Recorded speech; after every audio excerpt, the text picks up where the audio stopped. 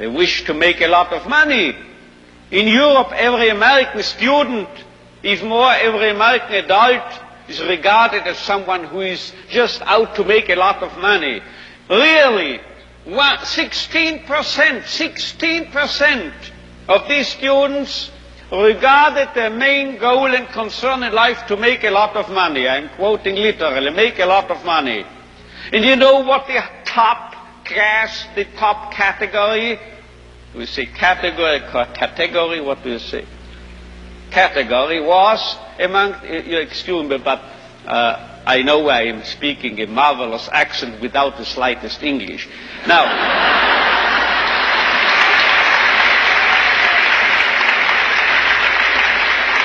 you know what the top category was? 78% of these American youngsters were concerned, as they expressed it themselves, with finding a meaning and purpose in their lives. So this is a realistic view on man. And you know, you won't believe it, gray hair, my age, I started taking flying lessons recently. Do you know what my flying instructor told me? If you are starting here, wish to get here, say east, heading for this, and you have a crosswind, you will drift and you will land here. So you have to do what we pilots call crabbing, he told me, C-R-A-B, crabbing.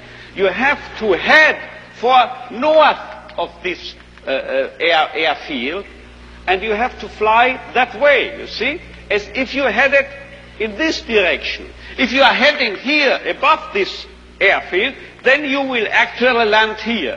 But if you head for here, you are landing here. This holds also for man, I would say. If we take man as he really is, we make him worse. But if we overestimate him,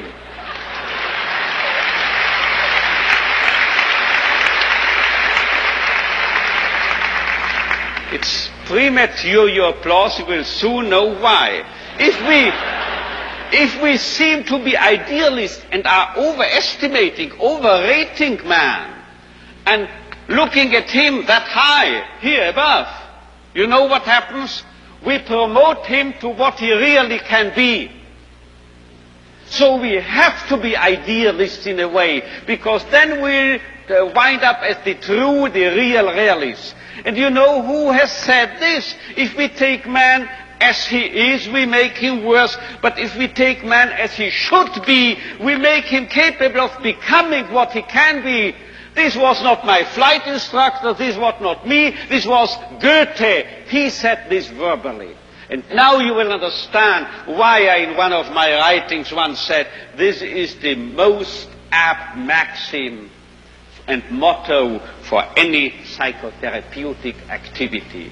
So if you don't recognize a young man's will to meaning, man's search for meaning, you make him worse, you make him dull, you make him frustrated, you still add and contribute to his frustration. While if you presuppose in this man, even in this so-called criminal or juvenile delinquent or drug abuse and so forth, there must be a what we call spark, a spark of search for meaning.